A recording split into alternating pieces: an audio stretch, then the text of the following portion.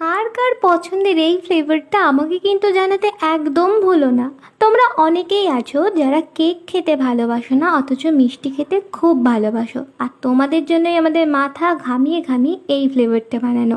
না না, এটা আমার নিজস্ব কোনো ফ্লেভার না, আমিও এটা শিখেই তোমাদের সামনে করে দেখাচ্ছি। এটা হচ্ছে সেই ট্রেন্ডিং কেক, রসমালাই কেক। অনেকেই আমরা আছি যারা মিষ্টি খেতে ভালোবাসে, অথচ কেক খেতে একদম ভালোবাসি না। বিশেষ করে আমাদের বাড়িতে যারা বয়স্ক মানুষ আছে তারা তারা তো সত্যি বলতে একেবারেই কেক খেতে পছন্দ করে না। তবে আমি বলবো একবার যে কোনো হোম বেকারের কাছ থেকেই রসমালাই ফ্লেভারের কেকটা নিয়ে তাদেরকে দাও। আমি এটুকুনি গ্যারেন্টি দিতে পারি তারা কেকটা খাবেই খাবে।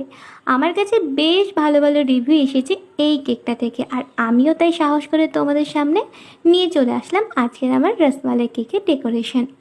তো এটা ছিল একটা 1 পাউন্ডের এগলেস কেক। এই কেকটাকে না ডেজার্ট হিসাবেও রাখা যায়।